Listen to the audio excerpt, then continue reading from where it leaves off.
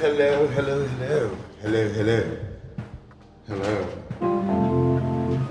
Hello, hello. Hello, hello. Hello, hello. Hello, hello. Hello, hello.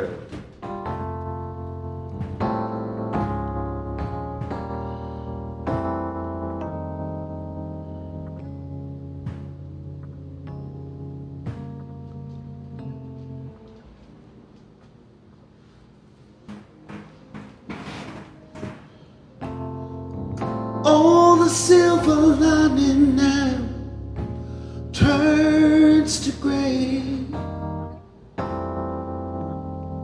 Oh, what the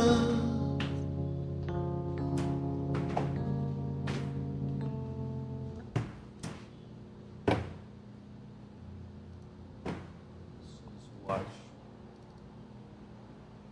Watch me, not watch. oh.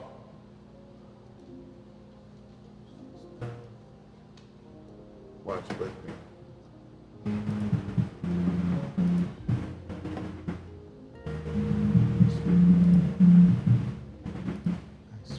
I know. Daddy will give you dinner.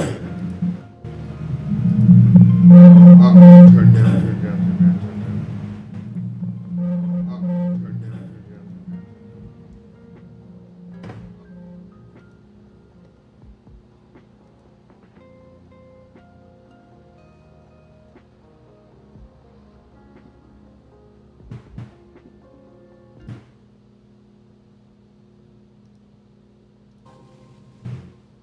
Welcome. It's awesome to have everybody here.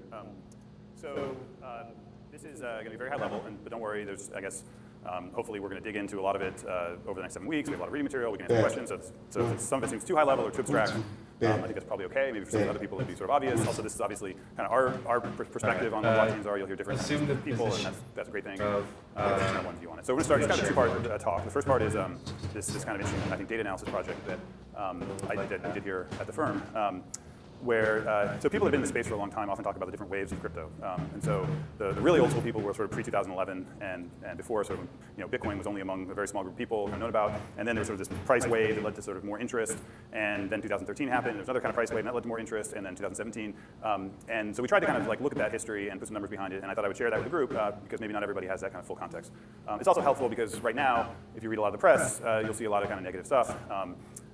The kind of sentiment is among some crowds is there was this big run up in 2017 and then it's crashed and it's all over and it's like it was a fad, et cetera. That's obviously not what we believe. This is reinforced by this chart, which is if you haven't been in the space for a long time, looks like nothing happened and then a big price swing and then it kind of died. We're not saying prices are everything, but people sort of take this as a proxy for the general kind of excitement. You hear, what do you But we think actually the way the space works is there's kind of this kind of flywheel between prices, which do kind of generate interest and awareness and kind of social media activity. I bet you a lot of you, every time we meet with entrepreneurs, we always say, how did you get in the space? And almost invariably, it's either 2011, 2013, 2017. Their friends were buying these things and they started reading about it. But the price is like a hook, right? The price kind of got them into it, but then hopefully they didn't stay because of that, right? They weren't. I doubt many people here are in this just because they want to see the prices go up. They're here because they actually believe in the technology, right?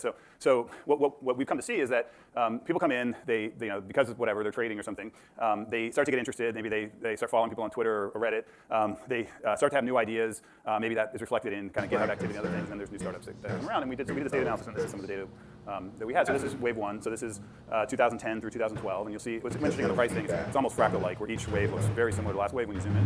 How are you going to do it? For the OGs here, you'll remember the developer activity. This is primarily our, the Bitcoin GitHub repo. Startup activity. You started to see things like when Coinbase was started, and a lot of the Kraken, and I don't know exactly what your Bitmain, but I think a lot of the miners and wallets. Hello. The Reddit activity and Twitter. This is hello. Reddit here, but it's sort of a proxy for other things. You start to see like our Bitcoin, things like that. So that's wave one. Wave two, 2013. I kind of personally got interested around 2012. Made our first investment in. Yeah. So yeah, how are you going to do it? You're going to unplug the mic? Yeah, I'll just unplug the microphone from this.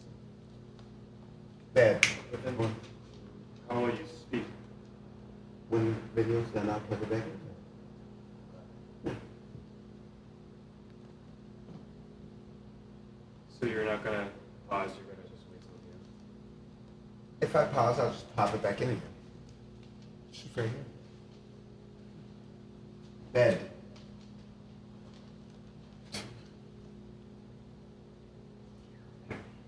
Matter of fact, you can you can pull that out because that's just pulling a lot of extra noise out of here. You can just unplug that right now, and I'll use this to speak because I'm really only going to be speaking and singing right here. So yeah, you don't have Gerard or everybody in here. George, you see that? That's a little awkward, right? Because you have to turn like Let me see. Just pull it. Let me see how it sounds. Go ahead and pull it out. Hello, hello, hello, hello, hello, hello, hello, hello. Yeah, this is better. I know what you're saying, but I can also do this.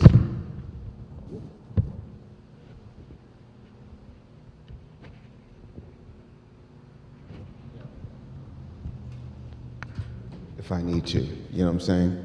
I can do that. Yeah, yeah, yeah. So don't worry. Yeah. Hello? Oh, where's that buzz? That's weird. There's a weird buzz.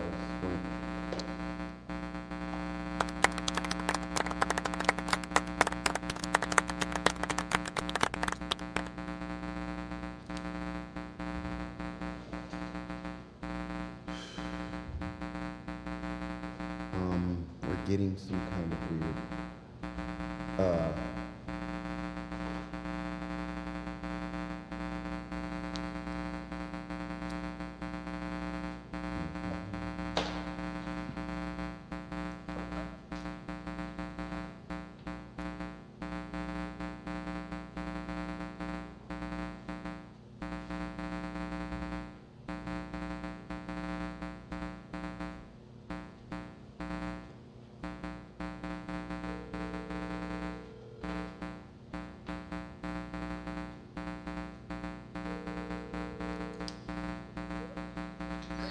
Hey, can you do me a favor and turn the Allen show on really quick and help me with this problem we're having audio-wise? Okay, what's happening? Can you tell me? There's like a static. It sounds like a surge staticky sound that's going on. Huh? Is there feedback? It's some kind of feedback or distortion. Is it like low? Yeah, it's like. Can you turn down the focus right? Turn them last night. You got to turn it up. Okay, where's the focus? The master?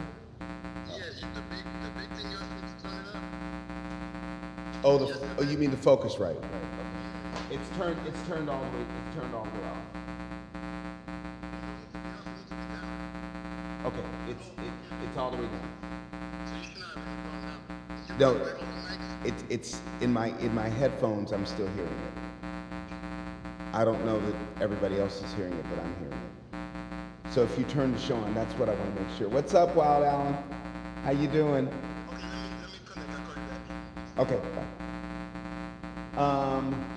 Do you hear it, Wild Alan? Can you hear the distortion? Oh.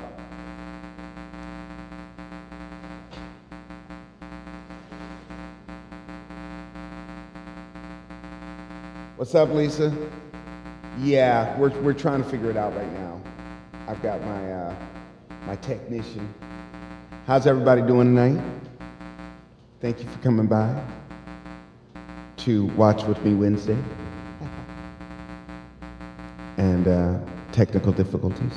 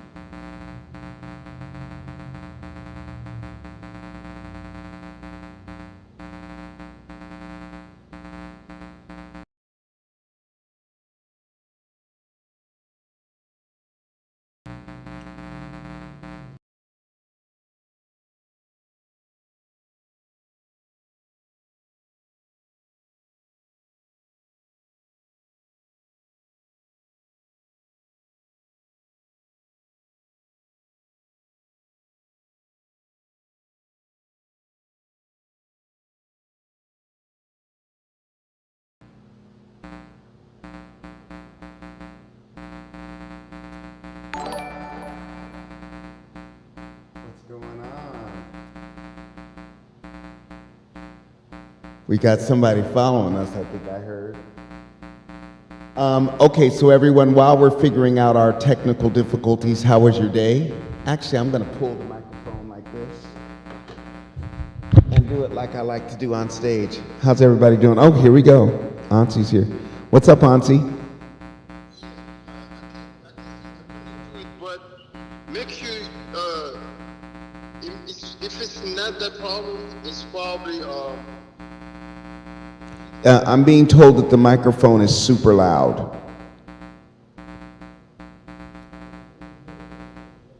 Hello, Ansi? Yeah, I think what happened was that you know what, I think I might have turned, are we using the Apollo? no. Okay, so so the thing is, some knobs might have been turned. Let me FaceTime you. Okay, all right, cool. Yeah, What you said, can you repeat that? I'm gonna FaceTime you. Okay. Okay.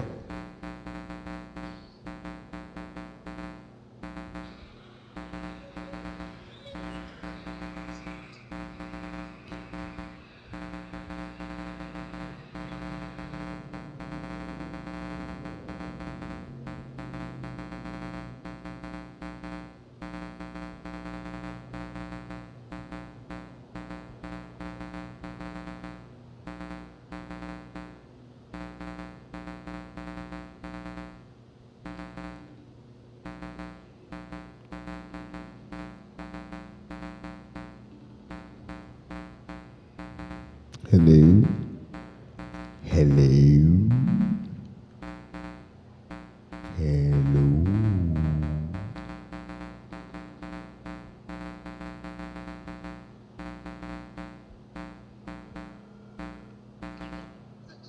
Hey, are you getting my FaceTime calls? No, I'm not. Okay, hold on, let me try now. How's that, everybody? Is that better? Let me ask you, can we get by with the microphone like this tonight, everyone? Let me ask, even though it's got that little distortion in the background?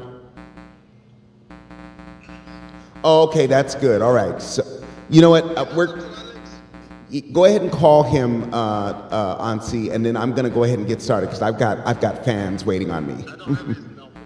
Okay, I'll send it to you. Okay, bye.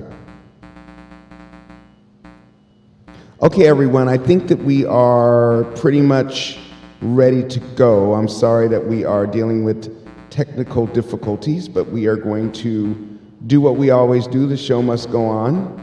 And I'm going to just send this number here very quickly, and we're going to be ready to go. And there it is. Oh, yeah. Well, yeah, we're going to do it. He just asked for it. So yeah.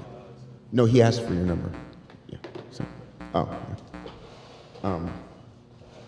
okay. So, everyone, I want to welcome you to the Allen Show and to my wonderful Sennheiser microphone, which I love. And I want to thank everyone that pitched in to get me the things that I need for the show at this point. Thank you very much.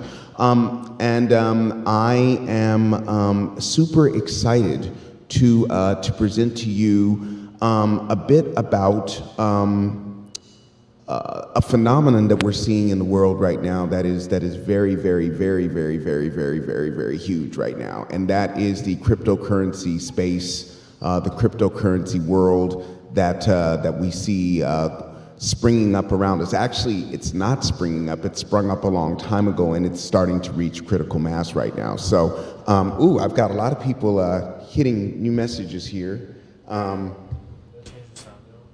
Let me ask Wild Allen, since it seems like Wild Allen knows a lot about sound. We just put a new microphone on. Did that change the sound at all? And I'm not hearing the distortion anymore for some reason. So does everybody feel like the sound just got better? Somehow we plugged another microphone in. Go ahead and put it in the chat. Wait a minute, I'm seeing some other people. I gotta look here and see who's here. Let's see here. Is it Futcher Collection? Futcher Collection? Or Futcher Collective? Hold on. Futcher Collective. All right. Lisa Dietrich and LaQuaque and Wild Allen. Okay, that's what we've got so far. All right, so what I'm going to do is I'm going to play a song because I feel like it. And, So, when we plugged in that mic, that's what made it stop. that's what made the, Buzzing stop. that's what made the buzzing stop. That's Yeah. all I did was I plugged it Okay. All right. Cool. in. So, Yeah, I think we're good. yeah, Yeah. I just, Yeah. really have a chance to test it out. Yeah. All right. It's So my boy Future. Future Collective. Okay. So now I understand. You know, it's so weird. I look at these new ways of spelling things and new ways of presenting things as far as these names, and oftentimes I mispronounce them. I guess that's just going to be a thing. Future Collective, thank you so much for jumping on and joining us tonight. I'm super excited about the 5 clips that have been curated for us tonight. The first one, after I've sung a little song here, which is a big part of what we do here at the Allen Show. By the way, for those of you who don't know, I wanted to let you know that on Monday night and on Tuesday night, we were up till probably around 2 o'clock or 3 o'clock in the morning working on my new EP.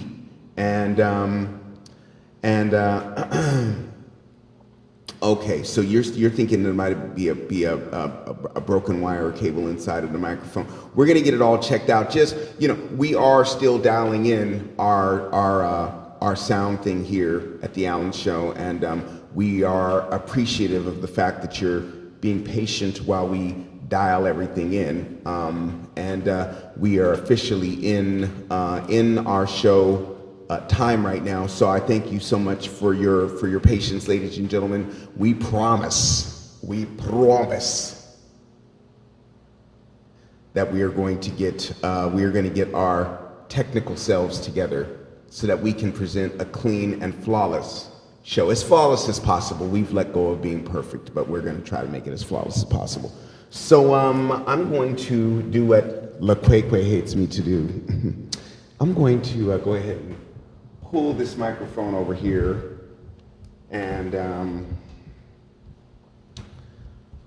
I can already feel LaQuaque's energy already, ready to come over here and let me know what time it is. Let me put this over here before how's that look? Let's see here. A little bit, there we go. Hey. Okay, down a little bit. Bam. Yep, all right, okay. And I'm sure I'm gonna look at this and not really be excited about it. But,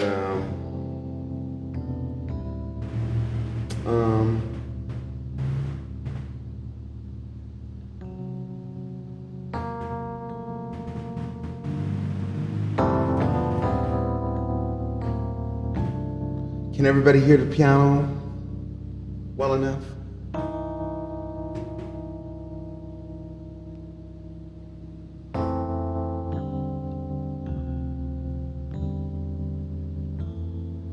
I'm like 99% BTC and ETH. Ooh, that's way too loud, isn't it? I'm gonna turn this down a little bit. How are we sounding? Because I don't want to blow anybody's ears off with this.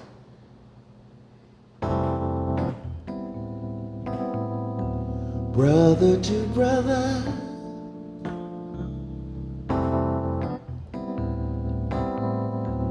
magic and love,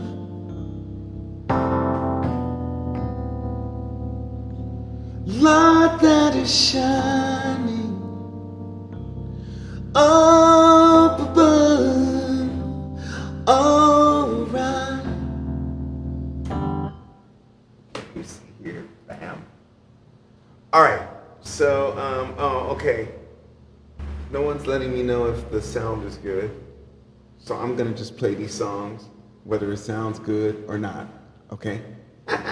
Oh, wait a minute, hold on, I got a new message. Okay, everybody is, okay, the sound is okay so far. All right, so I'm just gonna go forward and,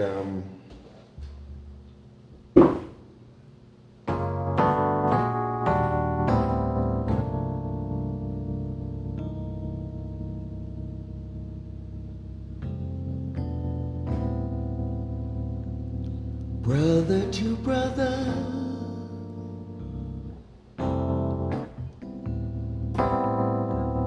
Magic and love.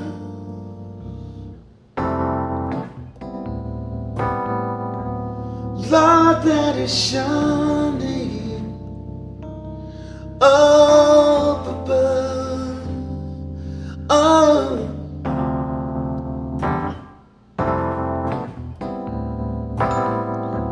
Don't have no answers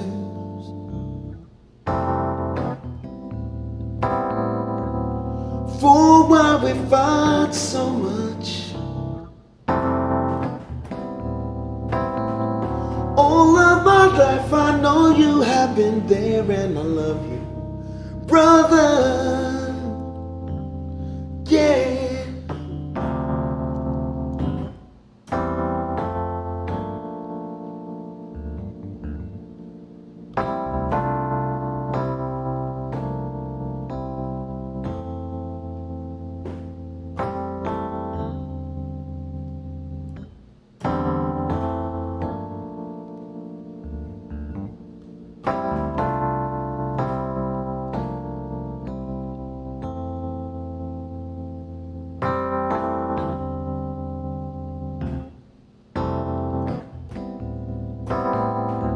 Brother to brother,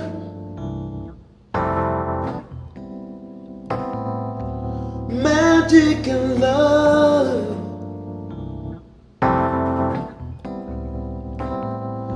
Light that is, light that is, light that is, light that is shining up above.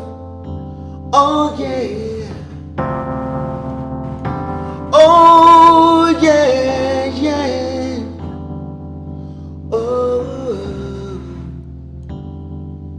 Oh, light that is shining, shining, shining, shining.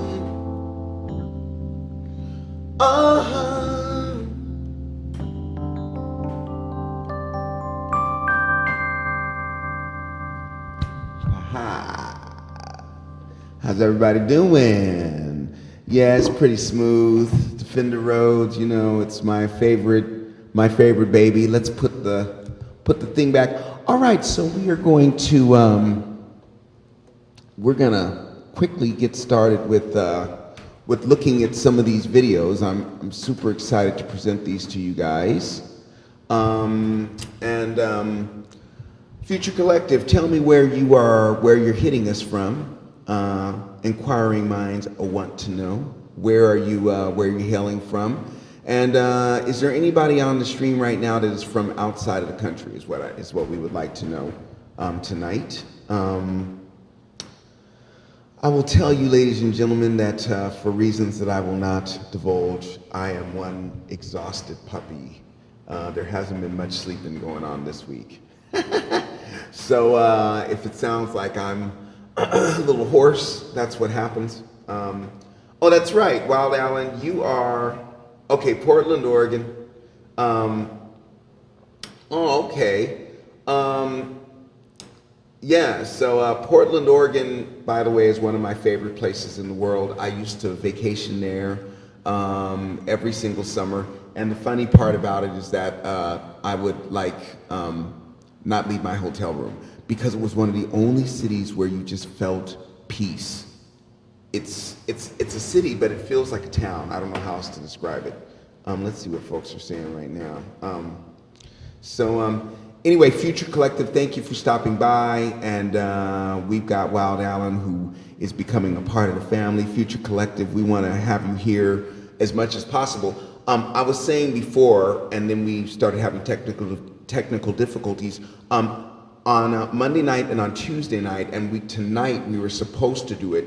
What we do is we do the Allen Show from 6 o'clock to 7 o'clock, and then from 7 o'clock to, from 7 o'clock to 8 o'clock. What am I even thinking? See, this is how tired I am.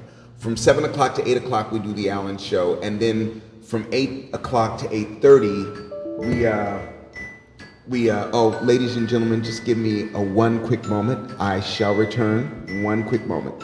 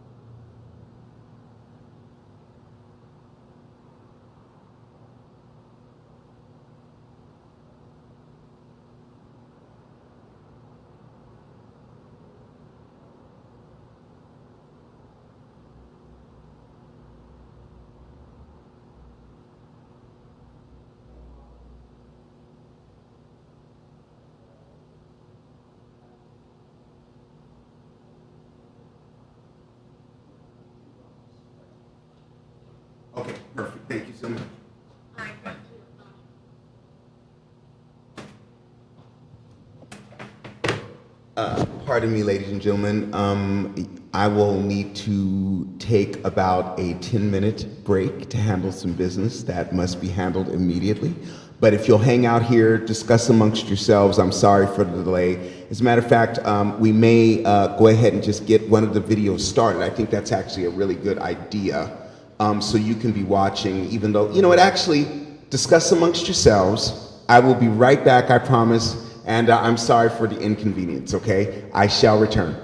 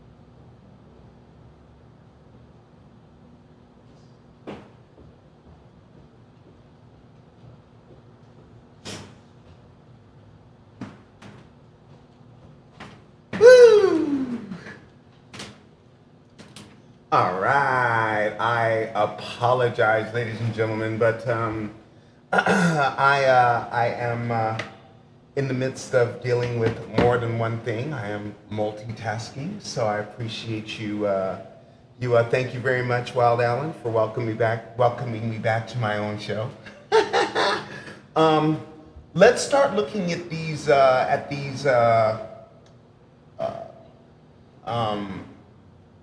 amazing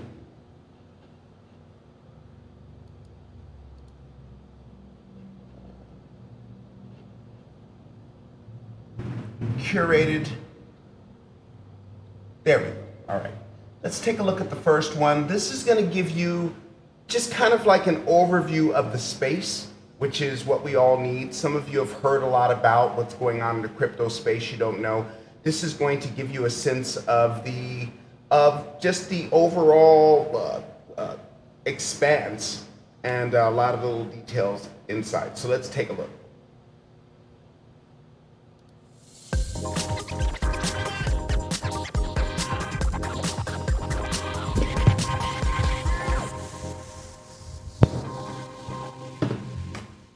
Welcome. It's awesome to have everybody here. This is going to be very high level, but don't worry. There's, I guess, hopefully we're going to dig into a lot of it over the next 7 weeks. We have a lot of reading material. We can answer questions. So if some of it seems too high level or too abstract, I think that's probably okay. Maybe for some other people it'll be sort of obvious. Also, this is obviously kind of our perspective on what blockchains are. You'll hear different kind of views from different people, and that's a great thing. And this is just kind of one view on it. So we're going to start. It's kind of a two-part talk. The first part is this kind of interesting, I think, data analysis project that that we did here at the firm. So people who have been in the space for a long time often talk about the different waves of crypto. And so the really old school people were sort of pre-2011 and before, sort of when Bitcoin was only among a very small group of people kind of known about. And then there was sort of this price wave that led to sort of more interest. And then 2013 happened, and there was another kind of price wave, and that led to more interest. And then 2017. And so we tried to kind of like look at that history and put some numbers behind it. And I thought I would share that with the group because maybe not everybody has that kind of full context. It's also helpful because right now, if you read a lot of the press, you'll see a lot of kind of negative stuff. The kind of sentiment is, among some crowds, is there was this big run-up in 2017, and then it's a crash, and it's all over, and it's like it was a fad, et cetera. That's obviously not what we believe.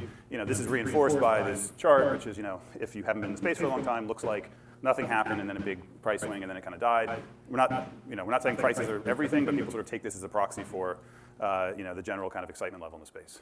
What we think, but actually the way the space works is there's just kind of this kind of flywheel between the prices, which do kind of generate interest and awareness and kind of social media activity. I bet you a lot of you, every time we meet with entrepreneurs, we always say, how did you get in this space? And almost invariably, it's either 2011, 2013, or 2017. Their friends were buying these things, and they started reading about it. But the price was like a hook, right? The price kind of got them into it, but then hopefully they didn't stay because of that, right? They weren't. I doubt many people here are in this just because they want to see the prices go up. They're here because they actually believe in the technology, right? So what we've come to see is that people come in, they because of whatever they're trading or something, they start to get interested. Maybe they start following people on Twitter or Reddit. They start to have new ideas. Maybe that is reflected in kind of GitHub activity and other things. And there's new startups that come around. And we did this data analysis, and this is some of the data that we had. So this is wave one. So this is 2010 through 2012. And you'll see what's interesting on the price thing is it's almost fractal-like, where each wave looks very similar to the last wave when you zoom in. For the OGs here, you'll remember the developer activity this is primarily the Bitcoin GitHub repo.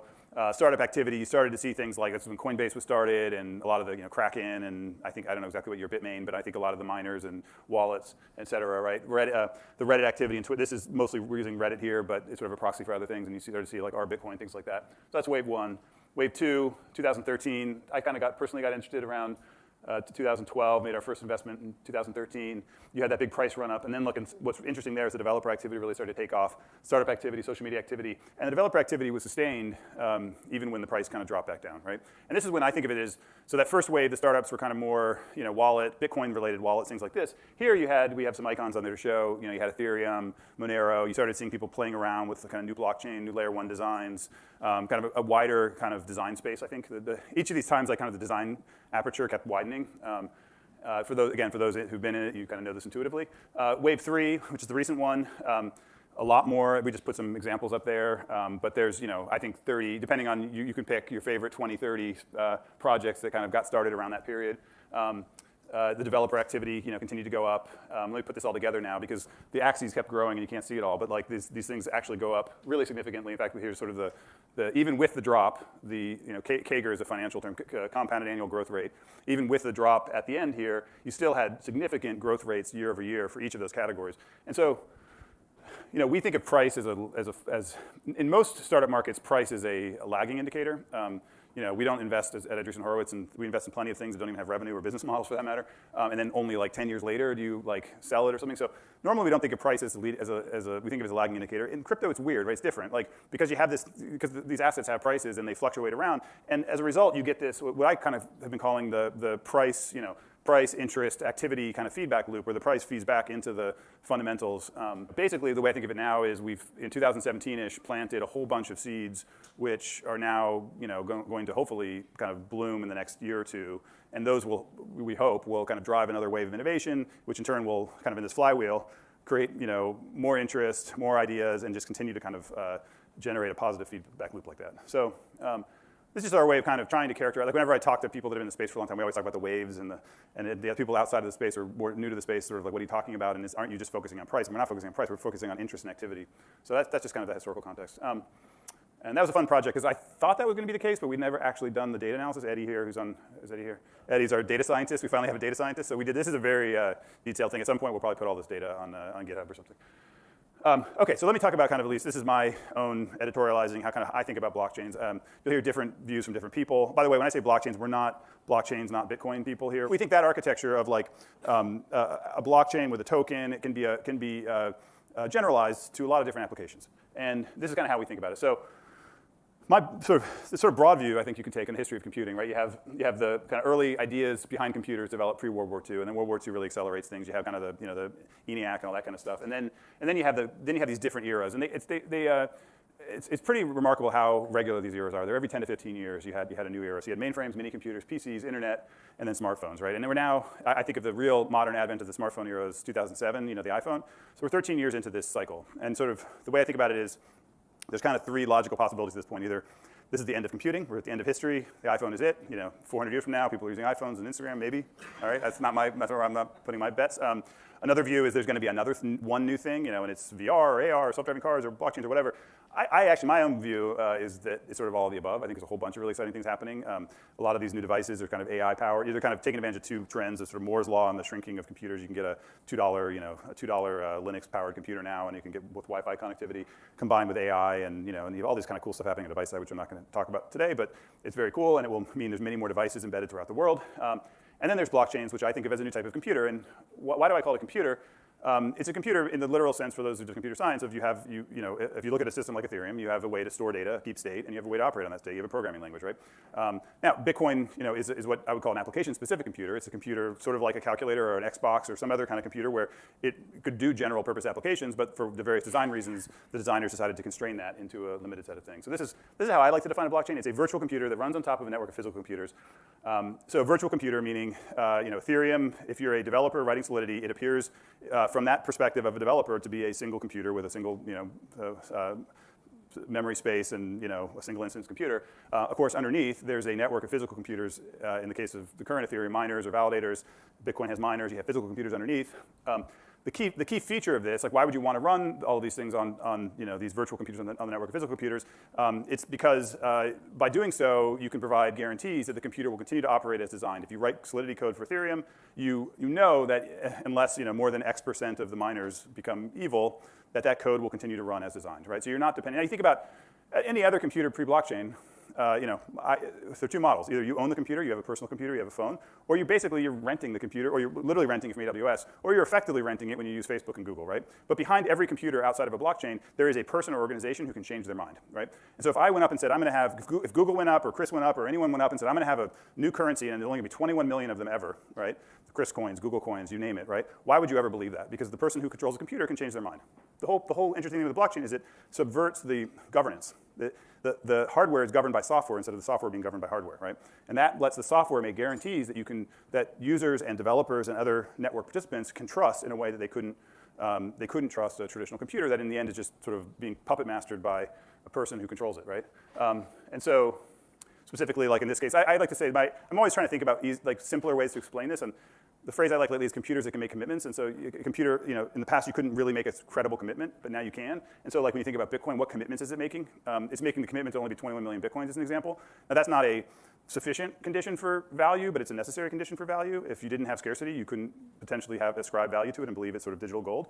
You may or may not believe it, but you need that, right?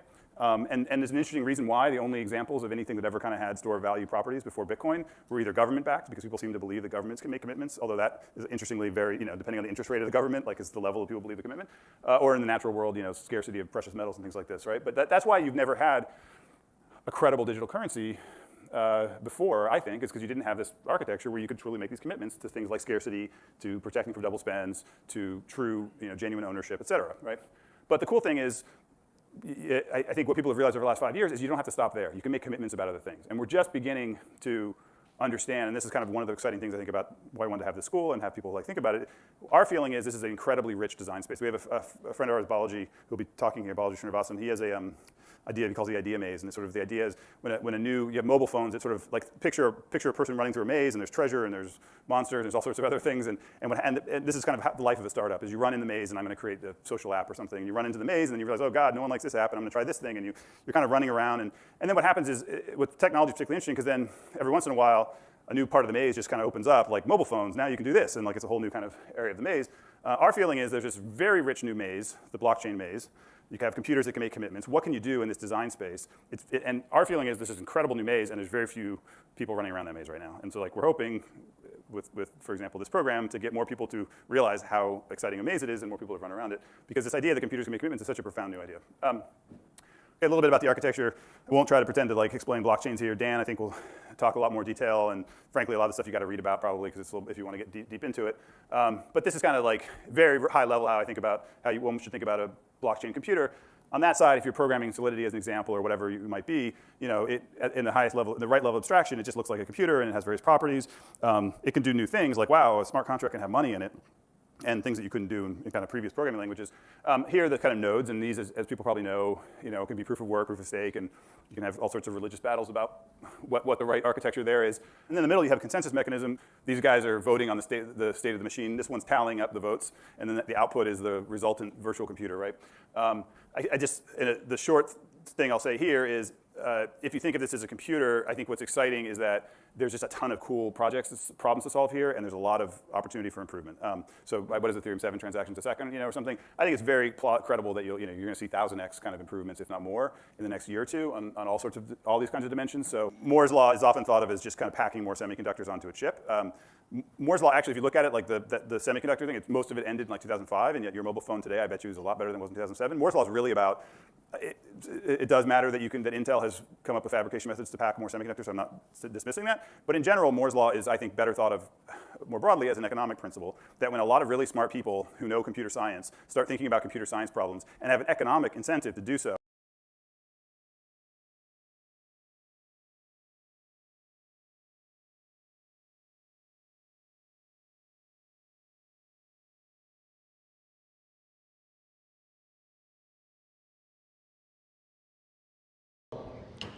Okay, I see.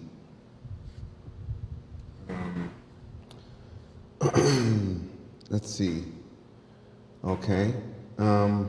Okay. All right. So can everybody hear me now? All right. Good, good, good. I just wanted to, first of all, thank you everyone for putting up with my needing to take off and handle some business. That will happen every now and then from time to time, so I appreciate you being patient with me. I'm really enjoying this, but if we want to take a peek at some of the other clips that have been curated for us about the cryptocurrency space, the next couple of clips are about something that I've been hearing a lot about, which is DAWs. So if we want to, or DAOs rather, if you'd like to, okay. Okay, so you think that we should stay on this one. Okay, so what I'm going to do is I'm going to turn this one back on for us to enjoy, and then at around 5 minutes till, I will turn it off, and we will we'll chat a little bit and say goodnight, although it will make me sad. All right, here we go. So those computers tend to get a lot better, and I think we're experiencing that right now around these kinds of blockchain designs. And I think that's going to unlock all sorts of new things. So if you think about like what's worked on Ethereum so far today, most of it's been things like DeFi, for those familiar with decentralized finance, lending, things like that. Those because decentralized finance is one of the few things that can kind of be a good, successful user experience with the constraints that some system like Ethereum has, which is it costs 10 cents, whatever it is, per transaction, and takes whatever tens of seconds to resolve a transaction. It's a great lending experience. It's not a great gaming experience, as an example. So as we see kind of better platforms come out, we should also see kind of new unlocked application design spaces unlock as well. There's a bunch of questions which I'll kind of gloss over. Maybe other people can talk about more, but what's the right incentive system for miners, validators? You have blockchain designs which rely on economic incentives. You have ones which don't. There's arguments for both. We tend to bias towards blockchain designs which have economic incentives, like Bitcoin, like Ethereum. We like those because you can reason very precisely about the economic incentives to attacking those systems, and you can assume that people are greedy and capitalistic, which and that the system will continue to run as designed, which tends to be a more robust assumption than that people are well-intentioned. And so there's a bunch of interesting problems here around node design and things, which I'll let other people talk about later. On the consensus side, there's a lot of really cool stuff happening. People adding if you've seen systems like Definity and Algorand, they add randomness into the consensus. There's a bunch of other, if people follow the Ethereum 2.0 stuff, there's a bunch of really interesting stuff. There's a lot of great, really interesting stuff happening at that level, and I'll let Dan and folks talk about that.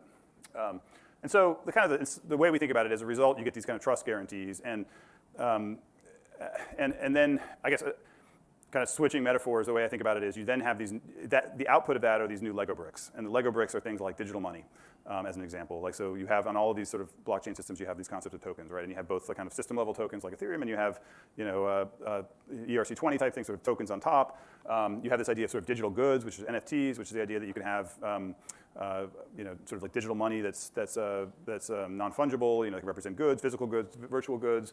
I think of it as those Lego bricks then build up. You have smart contracts, which are just longer term, essentially code that runs, which then sends money or goods based on the conditions of the code. And then like another obvious kind of building block that comes out of that are decentralized organizations. That's personally one of my favorite areas. I feel like it's underexplored. And decentralized. You look at like MakerDAO or a system like that. You've got to really I feel like it's dramatically underappreciated how novel something like that system is, right? It's and if you haven't read about it, I encourage you to. So MakerDAO is kind of a lending platform combined with a stable coin. It's a very interesting system, but I think to me the most interesting part is a DAO. It's an organization that is owned by the token holders who then vote. In fact, there's a vote today on like a major upgrade to the system. And to me, this is the way that 10 years from now a social network should be, right? Like instead of having a opaque, mysterious product management group at one of these large companies decide on like what the rules of the U.S. election are, maybe the community who uses that network should decide on it, right? So maybe there should be a vote on Twitter or on Facebook as to what are the rules, or who are the people that represent the rules, or what are the rules around the privacy of the data? What are your protections as a user? In theory, your protections are a 30-page. I mean, think about how it's ridiculous. It's a 30-page privacy policy in terms of which no one, of course, the click-through agreements, no one reads them. That's in theory how you're protected on those networks. It's a preposterous system. The right way to do it is to let users control the data, to have encryption, to have the proper governance built in. This is also, by the way, the right way to do it is to let the users own a piece of the network, right? Why shouldn't the early Uber and Lyft drivers have been rewarded along with the entrepreneurs and employees and founders and everything else as part of that network, right? But that's all enabled by these new computing primitives, which are in turn enabled by that new architecture, right? And so sort of you need each step along the way to kind of get to the final result. But the good news is you don't have to understand each level to do stuff in the space. Like in fact, a very important thing I think will happen in the next couple of years is that specifically that you won't have to do, that you'll be able to build applications on top of these systems without understanding all this stuff, right? And in fact, that was the key moment on mobile, was that prior to the iPhone, if you wanted to build, there were smartphones. Believe it or not, people are probably too young to remember. There were smartphones before the iPhone.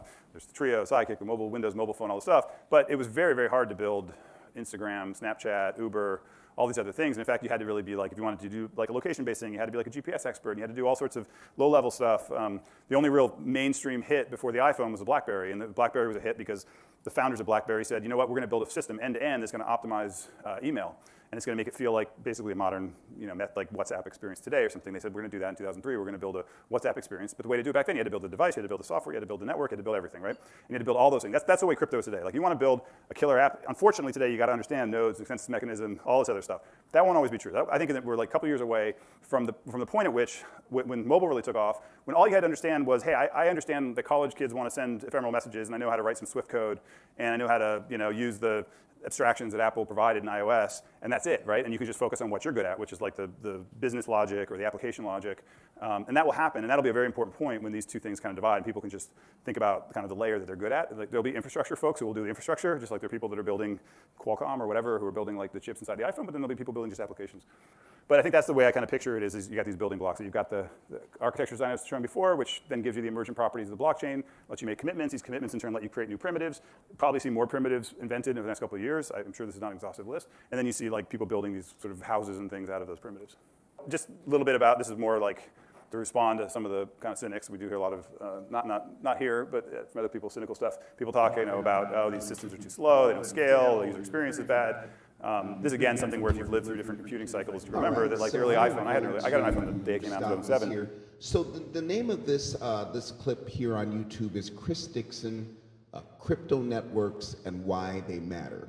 And I've learned a lot. Obviously, Andreessen Horowitz is one of the preeminent firms in the crypto space, and so I would suggest that you take a look at the rest of this video. We're about 22 minutes into it, 23 minutes into it. Oh, I see. It's a link. So we do want to. We've prepared a. Oh, well. Everyone, we've got a friend of ours, the wonderful John Quixote, here with us, and he has shared his link to his non-fungible, his NFT. So anyone who wants to check that out, feel free. It's just really super exciting. Let's see what Wild Allen's talking about. I see everything going back to horse and buggy because nobody is learning the low-level programming and electronics anymore, which means that there will be fewer and fewer people making all of the technology. Yeah. So obviously, Laquaque is taking a look at the. Let me see what happens if I hit the. If I hit this. Oh, well, I guess what happens is I jump out of the. Let's see here. Okay, portal magic. Okay. And so basically what I'm looking at here is a piece of art that John Quixote has created. And so, but it's almost like there's a barcode on that. One barcode that represents, I am the only one that has this. If I sell it to you, you're the only one that has this, which is remarkable because that means that you actually can attach value. No longer, if you've created a beautiful piece of digital art, no longer can once you put it out there, everyone can just take it and do whatever they want with it. Let's see here what Wild Allen says. Like, how many people do you know buy up big bags of components and build walkie-talkies and stuff from scratch? Not a lot anymore. Wild Allen, I think that if you're planning on making a business out of it, make sure that you're the only one in town doing it because customers are going to be a tad bit scarce when it comes to those kind of electronics. And one of the funny things is that so many people, I'm a huge, when I started in the music business, there was the Neves and the SSLs and the 2-inch tape, the Studer tape machines and all of the wonderful analog instruments that I fell in love with. And then, of course, computers came along, and before you know it, I remember watching these technicians, these engineers that had spent their whole life learning these extremely complicated consoles, scratching their heads and having to quickly decide if they were going to jump into a whole new game. And some of them did and some of them didn't. We lost some amazing talents at that time in history. Like, I'm going to say this all started getting really crazy in 2004. Electronics is mad difficult compared to high-level programming. that is dominating computer science now. And yet we have to accept the fact that things are not going to go backwards, they are going to go forward in computers and technology. And now the blockchain world is going to be a much bigger part. I want to quickly jump in here and play this next video clip because I think that, I read a whole article on what happened to saddle companies, which had been hugely successful companies. You know, think about, you would have your Cadillac of saddles, and you'd have your Rolls Royce of saddles.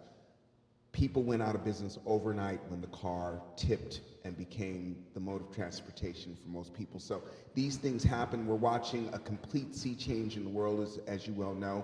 We're now going to look at a little more about what was described towards the end of the first clip, which is the DAOs. And I'm extremely interested in this. Organizations built upon this blockchain world. Some of you don't know what this whole thing is are probably laughing at how I just described that, but I could care less because I want to learn just like you. So let's take a look at the second clip. So you asked me if there's going to be a revolution. I think there's already a revolution happening. We're seeing it everywhere. Honestly, I feel like blockchain is almost slipping through the cracks. They don't even see that we're a threat yet. If you have a decentralized entity that people can opt into, that starts performing services that the government used to provide, then what do you need these guys for? Bitcoin is the first real experiment in DAOs. It's the first DAO that ever existed. What's a DAO? Decentralized Autonomous Organization is what it stands for, right? Basically, a decentralized autonomous organization is an organization in which you can interact with it without having to go through an intermediary. I think that's very important for us to have tools that are really censorship resistant. We have evolved so much as a society, but yet our governance structures are hundreds of years old. We had a long period of monarchies, right? And that was a very centralized form of governance. And we had a great evolution with democracies, right? Spreading that power a bit more. Now, I would argue that corporations are superseding nation states in terms of their power. You're a digital serf right now, living on Facebook. You work the land, you work the feed, and they take all the benefit. They take all of the value, right? It's a free service where you are the product. Systems tend to perpetuate themselves. In other words, capitalism tends to do what's best for the market, maybe not what is best for all the individuals who comprise the market. Silicon Valley, they tend to fund projects or companies that are trying to solve very much first world problems. How do you get your food 5 minutes quicker? How do you get your Uber 2 minutes faster? Whereas with blockchain technology, we have the ability to fund initiatives that will produce true social good and provide value to the most undervalued parts of humanity. This is the most egalitarian way to construct systems. The culture is moving faster than the nation state can handle, right? We can have that same personal feeling that I have with my neighbor with the people in a chat room. Traditional government institutions take a tremendously long time to fail, and when they do fail, there's usually violence, so try not to let them fail. But today, we are in the first time in history that we can actually try out new governance models without the need of people getting killed, because we can try those governance models from the comfort of our sofa. In the mathematical realm, you cannot threat an algorithm with a gun. Because it's unstoppable, it's open source code. The cat's out of the bag right away when someone has the idea. Anything closed source is like saying, I'm a scientist and I proved something, but I'm not going to show you how I proved it. It's just free. You download it from the internet, it's open source, you want to enhance it, you do it, and if you don't like it, you can just work it. And if we have means by which groups can connect to each other to form larger governance structures that govern the entire whole, then we have something that kind of is resembling a fractal structure. If you think about kind of other examples of superorganisms, you know, like beehives and ant colonies, or even just the human body itself is a bunch of cells and microorganisms that are all working together in a single human body as their environment. But now what we have proliferating with crypto networks is actually these supranational protocols in which human activity can be governed on this international basis without nation states, without corporations. So what it allows is for people to come together from wherever, and they can interact together, they can make decisions, they can share in the common enterprise, and then they can all benefit together. Governance ends up being a really key part of making that work. And if you view blockchain from an evolutionary standpoint, this may be the most critical feature one could imagine. Any organization of any kind, from your mom and pop shop to your decentralized autonomous organization, can create an entity on Aragon's network and use it for all kinds of things, like their cap table, like payroll, to show where their finances are going, for voting, for upgrades, to the way in which that organization works. Aragon is a tool that I think will spawn many different early attempts at decentralized governance structures, which, if implemented, will be powerful. It's actually 2 components. So the first one is the Aragon platform to build and govern organizations, societies, and protocols. And the other part is the first digital jurisdiction that has ever existed, the Aragon network. That doesn't happen very often in the real world. It's rare that you get to set up a new central bank or a new government. So I think we're going to be in sort of this Cambrian explosion of experimentation on both of those fronts. But with any huge transition that happens in human history, they are very insistent in making us believe that we need them. So the incumbents are trying to use their marketing power, their communication power, their surveillance power to convince people that they still need them. But the market and the people will eventually figure out that they don't.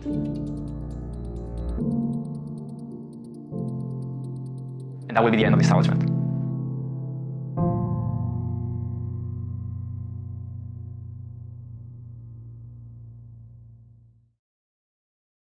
With the decentralized autonomous organization, what this really means to me, ladies and gentlemen, is you and I can have an amazing idea like the Allen Show.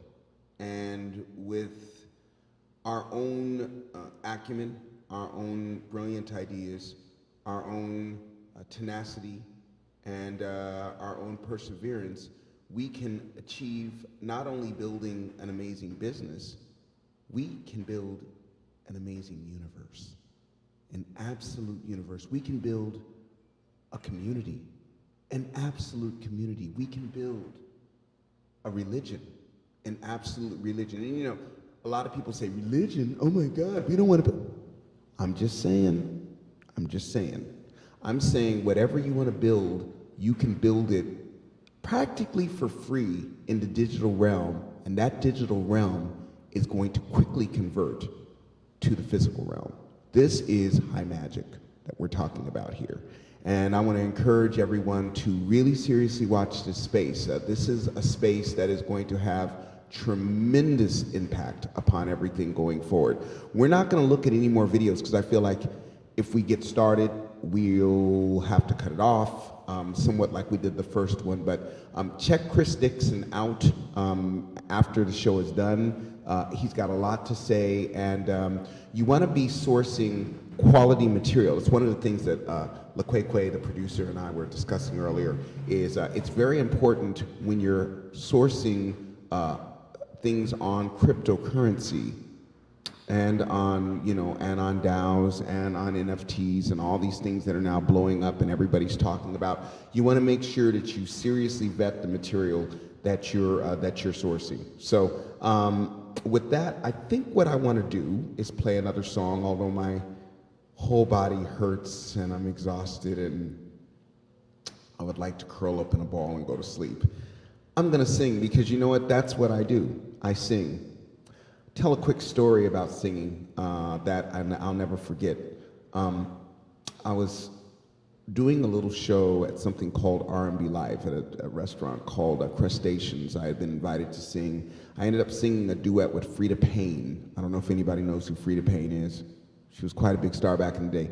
I sang a duet with Frida Payne, and we tore the house down, and Shaka Khan happened to be in the audience. And of course, those of you who have been following the Allen Show know that Shaka was in large responsible for people taking my voice seriously because she endorsed my voice in front of a whole room of people. And this was years later, and she again told me, she said, boy, you can sure sing. And we talked a little bit. And I was telling her, so, oh, my throat is so sore. And I said, what do you do when you just have no voice? And she says, you can always find it down there somewhere. Just sing. You're a singer, sing. And I'll never forget that lesson. And so tonight, I get to pull from what you taught me, Shaka. I'm going to just sing.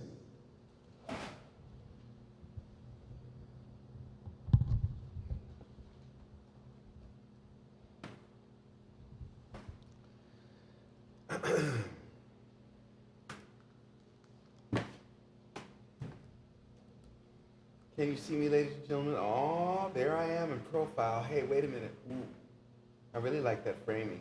LaQueque, what do you think? All right, what to play? We were going to do another long recording tonight. I was talking about that before I had to quickly take off. Just wanted to let everyone know that what we're doing on Monday, Tuesday, and Wednesday nights, and then eventually we're going to also add Friday nights to that. Monday, Tuesday, Wednesday, Friday. We do the Allen Show from 7 to 8, and then we take a half an hour from 8 to 8:30, and then we quickly get ourselves together and we record the EP, and we record it until we're just burned out and can't do anymore, until the vibe takes off and leaves the room. But we've got to get this thing done because we're planning on releasing it for the summer. This is going to be a summer release, so let me see what I want to play. What do I want to play?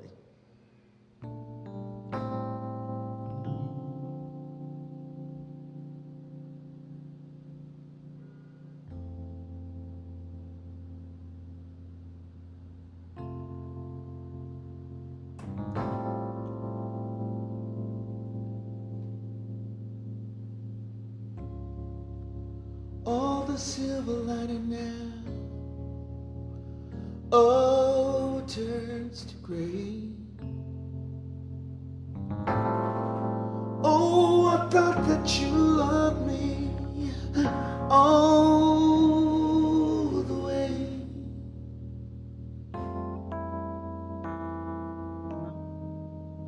All the pain that joy will bring.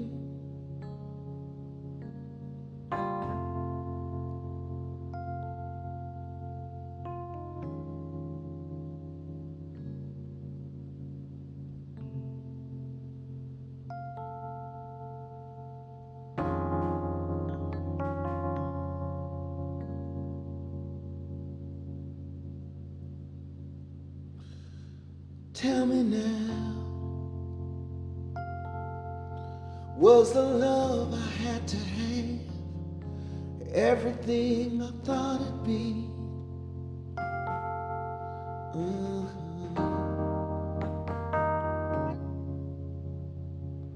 Turn around, see your reflection in the tears, my heart setting free.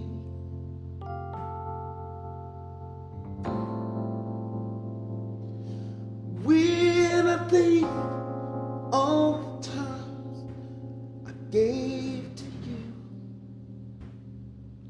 I loved you through and through. I gave my heart, gave my soul. Now I'm crying out my eyes. All the joy and happiness fades away. Oh, I thought that you loved me all the way. The pain that joy will bring, when everything is gone away, everything is gone away, everything is gone away.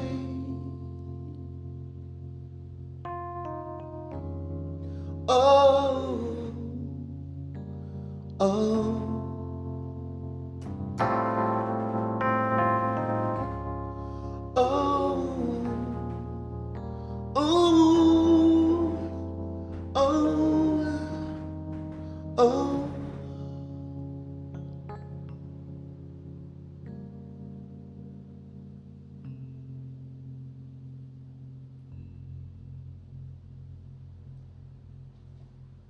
Wow, and just enough time to say goodnight. I want to thank everyone for coming out. Thank you so much for being a part of my show. And you know what? Because we can, I'm going to sing the theme to the Alan Show a cappella. Because really, with this particular tune, it's the lyrics that are most important, trust me. So listen to these lyrics. Well, if you say you want to be happy, then just be happy. If you say you want to act kindly, then... My name is Alan from South Los Angeles, Cobbler District, where there's only peace and joy and kindness. Bad vibes are restricted.